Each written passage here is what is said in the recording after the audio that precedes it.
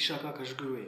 Abanyarwanda namwe mbagarukiho mwamirimbiri mwe amafaranga muzi ko hari ahantu umuntu asitara afata abona akazi, muzi ko hari ahantu umuntu yihenge kagiye kunyara akava yafite imodoka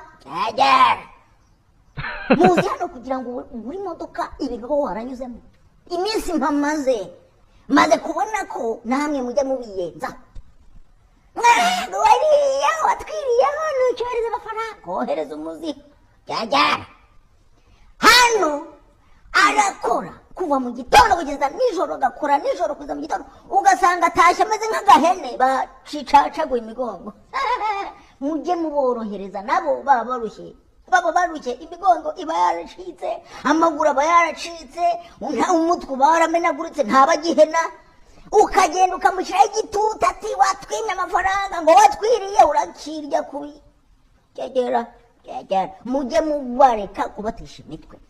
Hano nta giti cyabaye basoraho amafaranga, hano ni ahantu usitara ngo ubone akazi, hano ni ahantu nyara ngo uve ifite umuduga. Muzibe mujye mukoresha ubwenge bwanyu, Imana ntabwo abahaye ubwenge ngo mubuneshe, mujye mutekereza. Iyo haba hari ibiti muri Amerika bivamo amafaranga baba barabivuze ku makuru, ijute mwana mama baba barabivuze ku makuru, kurasikia mujye muborohereza. Nta mafaranga baba bafite yo gupfu yo kuvuga ngo ntacyo afite amaze.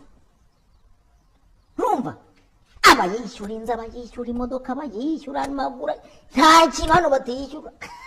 None byari bigize byo mu Rwanda ngo uzanyura mu nzira ngo utoragura igiceri hano ntacyo wabona, n'amafaranga utoragura araguhagama n'amafaranga ugize ngo utoragura araguhagama.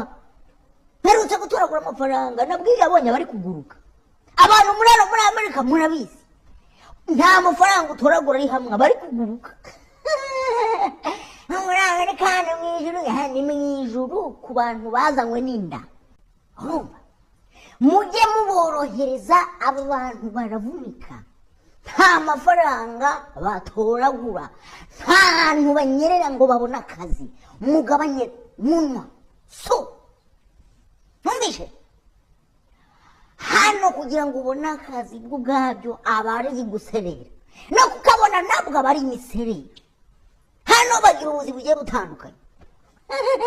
Hari abakora mu kubaga inyama, hari abakora mu gukora amashashi, hari abakora amacupa, hari n'abaha abantu ba nyina. Nta kazi kadahari muri Amerika.